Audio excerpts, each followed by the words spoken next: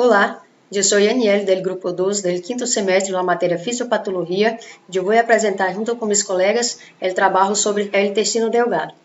O intestino delgado é o mais largo do tubo digestivo, é também o sítio principal, faz a digestão de alimentos, a absorção de produtos de la digestão, mide mais de 6 metros, se divide em 3 porções anatômicas importantes, que são o duodeno, que é a primeira porção, a mais curta e ancha, e ieiuno, que começa em ângulo duodeno ieiunal, e é o ilho, e é a continuação do ieiuno. Temos também a estruturação das capas, que são mucosa submuscular externa e lacerosa.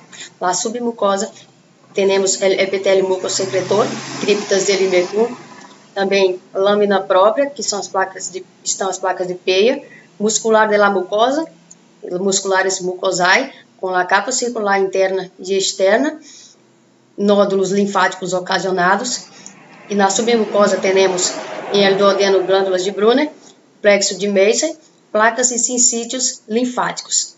E em la muscular externa temos uma circular média, uma capa oblíqua interna, uma longitudinal externa e o plexo mientero de Auerbach. Na serose nós temos lá que continua com a parietal em la cavidade abdominal e a epitélio serosecretor. Atresia intestinal.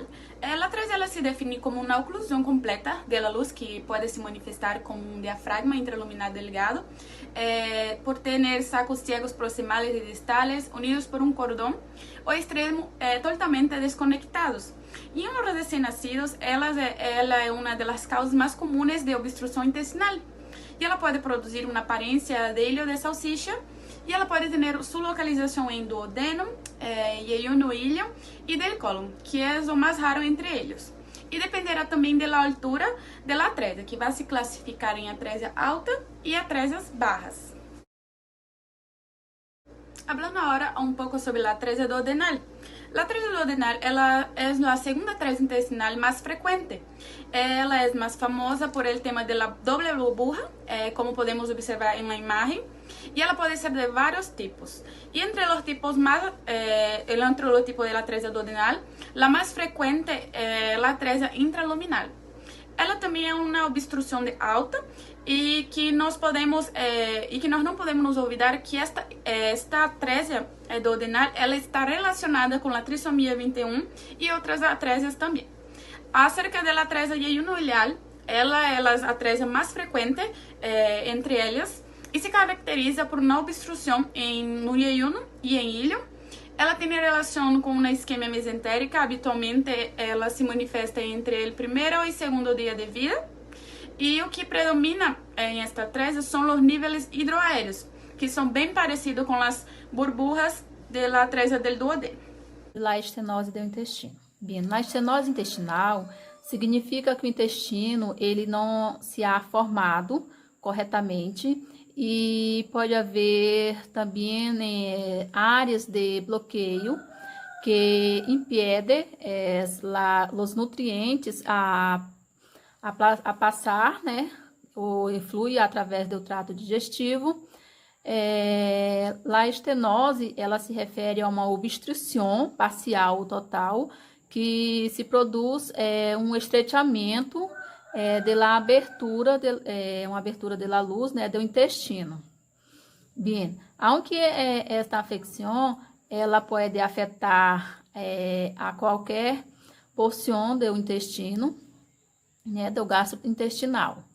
As manifestações clínicas são o estreitamento, são dolor ou retorções em o abdômen, inflamação, né, ou distensão do abdômen e náuseas e vômitos. O diagnóstico de la estenose é dado por radiografia abdominal ou por tomografia computadorizada. E o tratamento ele só deve ser por dilatação com balão, né? Por cirurgia, que pode ser de dois tipos, que é a recessão, que se usa para retirar a parte do intestino. y que tiene la estenosis. Entonces voy a hablar sobre el divertículo de Mecklin. Es un divertículo verdadero. Es la anomalía congénita más frecuente del tubo digestivo en alrededor de 2% de la población. Es causada por la obliteración incompleta del conducto vitelino y consiste en una saculación congénita del borde antimesentérico del hilo. Los signos y síntomas consisten en dolor abdominal cólico, náuseas y vómitos. Diverticulitis de Mecklin aguda, ela se caracteriza por dolor abdominal e hipersensibilidade à la palpação localizada por debaixo ou adyacente ao umbigo. O diagnóstico é baseado em los sintomas e para o dolor se pide uma tomografia. O tratamento é cirúrgico. Em la fisiopatologia, en las primeras etapas de la vida fetal, el conducto vitelino que conecta el intestino medio con el saco vitelino se oblitera normalmente hacia la sexta semana. Si la porción que conecta con el hilo no se atrofia, se forma un divertículo de Mecklin. Ese divertículo congénito se origina en el borde antimesentérico del intestino y contiene todas las capas del intestino normal, y en consecuencia es un divertículo verdadero. En menos de un cuarto de los pacientes, un divertículo de Mecklin también contiene tejido heterotópico del estómago. Por lo tanto, hay células parietales que secretan ácido clorhídrico. Y también ello contiene tejido del páncreas o de ambos. Solo 2% de los individuos con divertículo de Mecklin presentan complicaciones. De entre ellas, se puede ter la hemorragia, obstrucción, diverticulitis, perforación y tumores. A explicação da função motora normal, temos que lembrar que o intestino delgado tem como movimento do peristaltismo, que nada mais é um movimento tanto doméstico como de propulsão. Agora, fisiologicamente, falamos que quando o químico ingressa hacia o intestino delgado, hace la dilatación de la pared de las estructuras y esta dilatación de la pared induce a diferentes reacciones químicas, como por ejemplo la abertura de los canales de calcio. Esta abertura de los canales de calcio hace con que el calcio que está en el medio celular ingrese al medio celular y un calcio que está en el medio celular se va a unir con hemoglobina y formar un complejo. Este complejo se va a unir a la cadena ligera de actina y fosforizar la cabeza de miosina. Cuando hablamos de fosforización, estamos hablando que estamos ingresando ATP en la célula. Esta fosforización induce la unión de los filamentos de actina-miosina y esta unión de los filamentos induce a producción del mecanismo de cooperativa. Este cooperativo es un proceso repetitivo, o sea, cuando se acaba de producir un cooperativo, se va a producir un nuevo cooperativo. Y este cooperativo hace el desplazamiento largo de la fibra hacia el cuerpo denso. Y este desplazamiento se produce la contracción de los músculos. Agora, esta contração do músculo, ela induz a liberação de ATP, e esse ATP ele tem como função de desfosforização da cabeça de miosina, ou seja, a retirada do ATP. E esta retirada de ATP faz com que perca a capacidade de união dos filamentos de actina e miosina e perca a capacidade de produzir um cooperativo, e assim vai produzir a relaxação dos músculos lisos. Agora hablamos de las funciones motoras anormal, como por ejemplo la obstrucción. La obstrucción nada más es do que la disfunción del movimiento del intestino hacia la parte distal. Agora, fisiopatologicamente hablamos cómo se produce esa obstrucción. Lembre que anteriormente hablé que la contracción del músculo se da a diferentes sustancias, como por ejemplo el calcio. Agora hablamos que el paciente tem un distúrbio electrolítico, sendo de sodio, calcio, potasio. Este distúrbio electrolítico va a producir el espasmo del paciente. Este espasmo hace la contracción de los vasos, produce isquemia en nivel local. Esta isquemia hace con que sea difícil el desatar la fibra de actina y también va a hacer con que los sobreproductos de los metabolismos, como ácido ureico radicaril, se acumulen local y va a estimular la dolor en nivel local. Esto va a producir obstrucción intestinal y dolor intensa. Esto, lembrando también que el espasmo se da un mecanismo de protección, sendo como por exemplo la ingresso de corpo externo hacia el intestino delgado. Agora, esta obstrucción pode ser representada tanto como vômito o acúmulo de gases y también la acumulación del quimo en los tubos intestinales. Esta acumulación del quimo así como que haga una dilatación de la estructura intestinal, y esta dilatación puede ser complicada, puede se romper, y esta ruptura puede complicar levando o paciente a uma sepse ou morte do paciente. Vou falar sobre a disfunção. Com o passo do tempo, a obstrução gera estrangulação, câmbios gangrenosos e perfuração do intestino. O incremento da pressão em o intestino tende a comprometer o fluxo sanguíneo mucoso, o que ocasiona necroses e desplazamento da sangue hacia os fluidos luminales. Isto favorece um desenvolvimento rápido das bactérias em o intestino obstruído, que tem potencial de desplazar-se hacia o sistema linfático e dos órgãos circundantes. O desplazamento das bactérias hacia fora do tubo digestivo deriva um aumento da inflamação, o que pode induzir uma maior isquemia e insuficiência orgânica. As manifestações da obstrução intestinal dependem do grau de obstrução e de sua duração. Os sintomas cardinais da obstrução intestinal são dolor, estreitamento absoluto, distensão abdominal, signos de déficit em volume hídrico e vômito.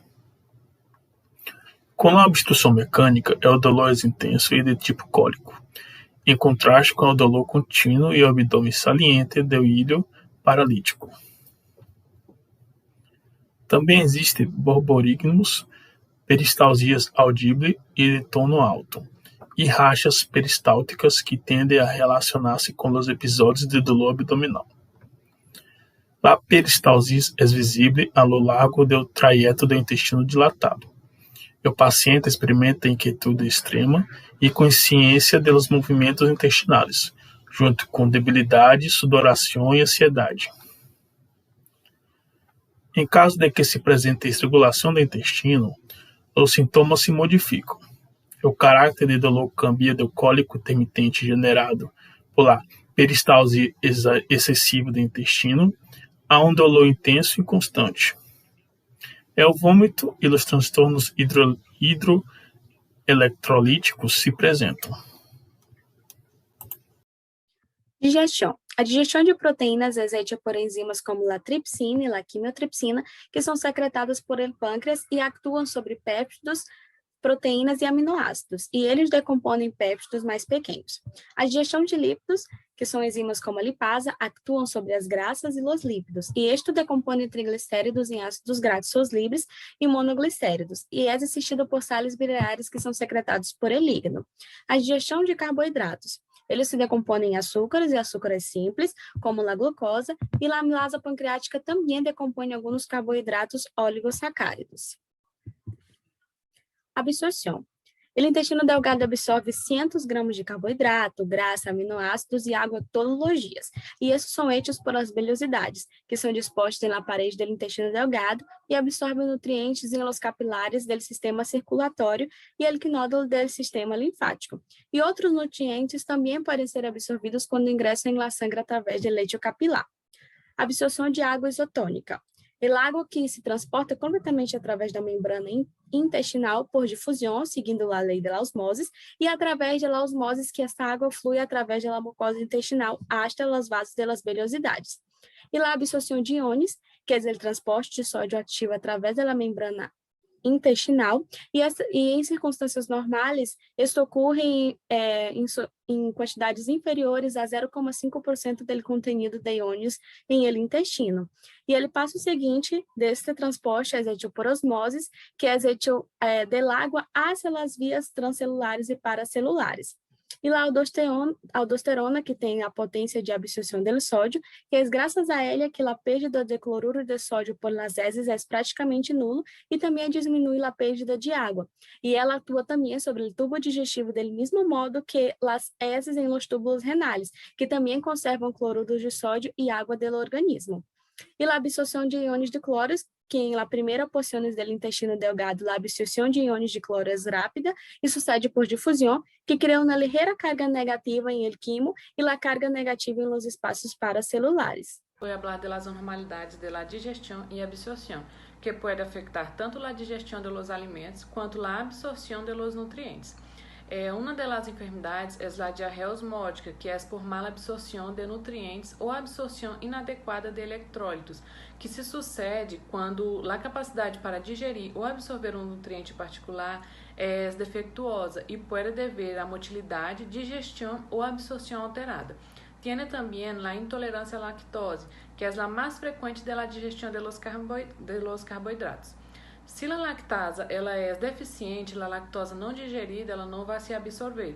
A lactose não absorvida ela vai reter uma água na luz para manter a osmolalidade do quimo equivalente à del plasma. As enfermidades inflamatórias intestinais também fazem parte, que são processos autoimunitários crônicos com mala absorção, como um dado notório. Uma das formas dessa enfermidade é a enfermidade de Crohn, que se sucede em qualquer lugar ao largo do tubo digestivo. E também tem a síndrome do intestino irritável, que não é uma enfermidade em si, mas sim um transtorno funcional, que é um cambio de los hábitos de defecação, que por lo regular alternam entre diarreia e estranhamento. Uma teoria que é a síndrome do intestino irritável aparece como um resultado de um brote mais temprano e resuelto de la inflamação intestinal. Transporte de água y solutos. Los productos resultantes tras el proceso de la digestión, así como el agua, las vitaminas y los distintos iones y solutos que forman parte del quimo passam desde la luz intestinal hacia la sangre o la linfa. E este processo se conhece como absorção, que através do transporte acontece a absorção através de las células intestinais e, como vemos ali, o quimo passa pela luz intestinal, movimentado pelos cílios do intestino, e assim acontecendo a absorção através das células epiteliais. As uniões que apresentam entre si as células do epitélio intestinal não são completamente herméticas e permitem certa permeabilidade para a água e os íons. Se dá as circunstâncias de que dita permeabilidade não é igual em todos os tramos do intestino, de maneira que conforme vamos avançando desde o duodeno até o colo, os íons intercelulares se volvem mais impermeáveis. Em o intestino delgado são sintetizadas diversas hormonas que participam efetivamente de sua regulação. Para facilitar a compreensão, te explicarei através deste mapa. Empezamos por la colecistoquinina, que é responsável por la contração da vesícula biliar, la secreção de enzimas pancreáticas, reduz a velocidade do vaciamento gástrico e inibe o consumo de alimentos.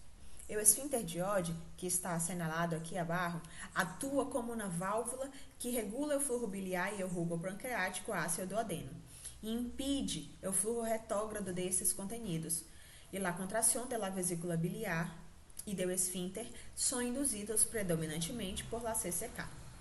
La gastrina, que é outra hormona, estimula a secreção de ácido gástrico e pepsinógeno, incrementa o fluxo sanguíneo gástrico, estimula as contrações do músculo gástrico e induz o crescimento das células da mucosa gástrica intestinal.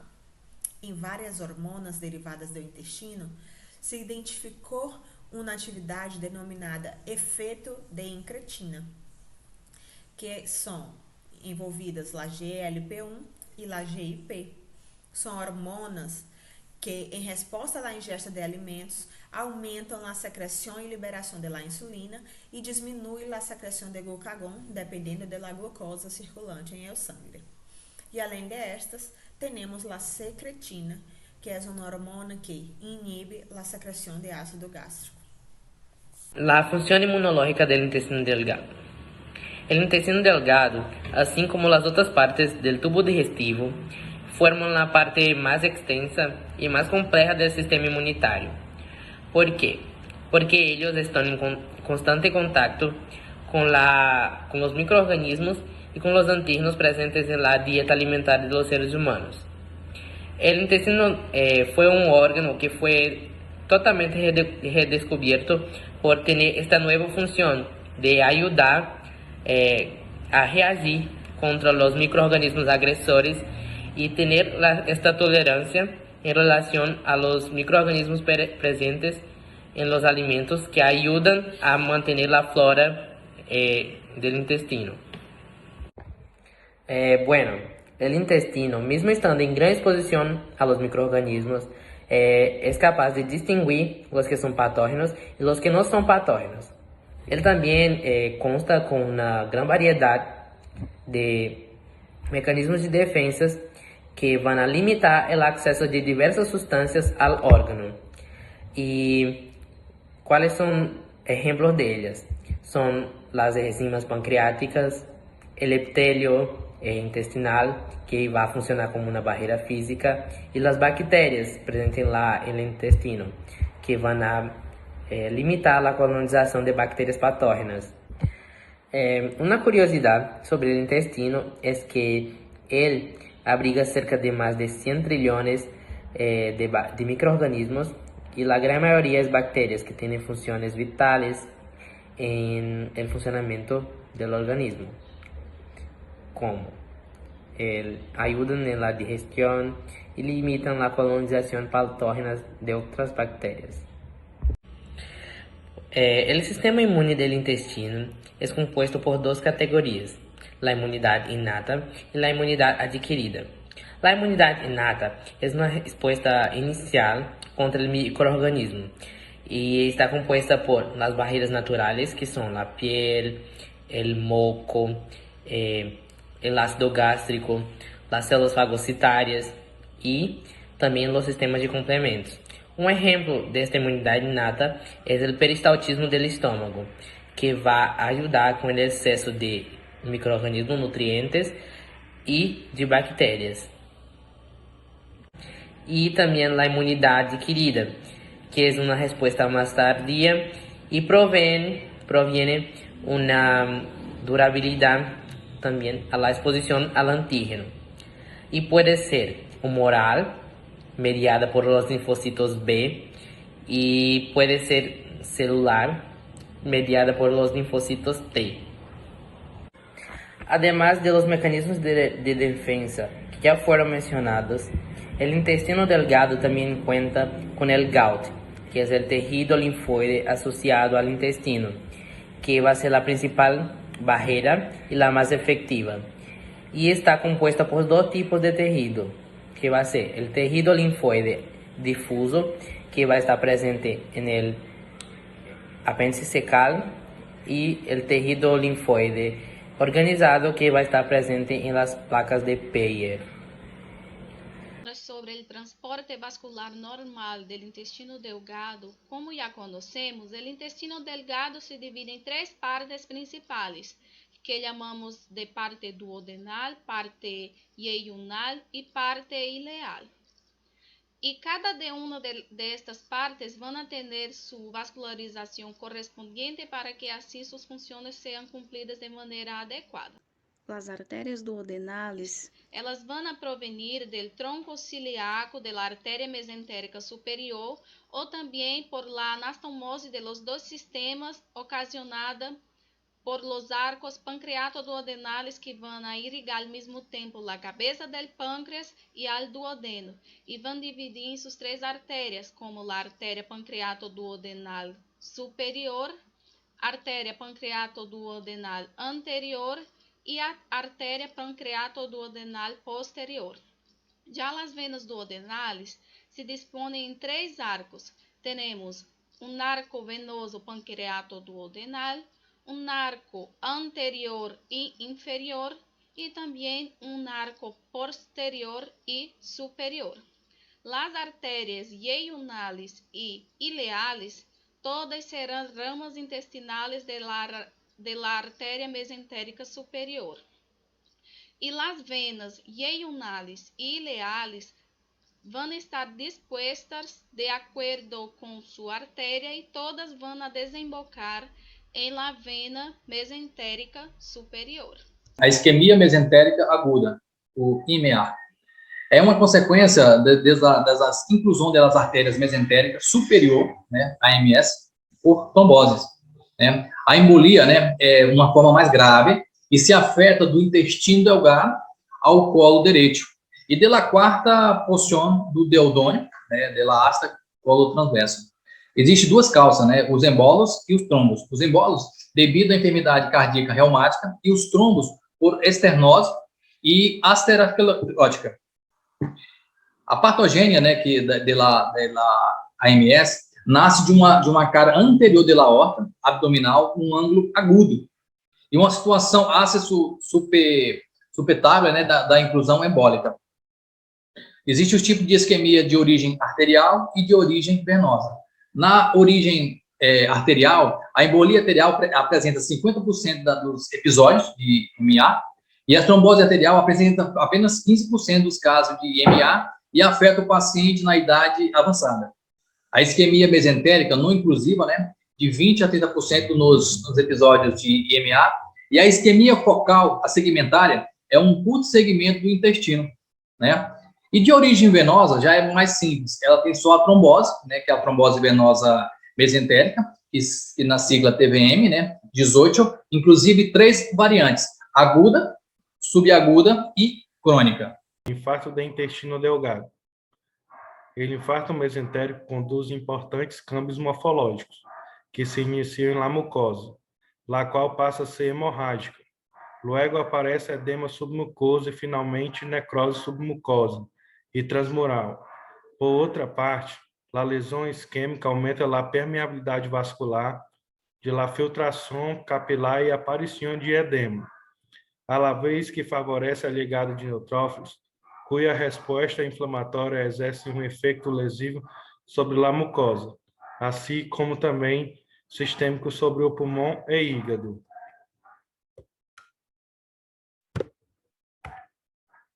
O infarto causa efeitos generais devido à perda de plasma através da parede intestinal, com a consequente hipovolêmia e choque séptico, atribui a filtração de micro-organismos através de tecido necrosado.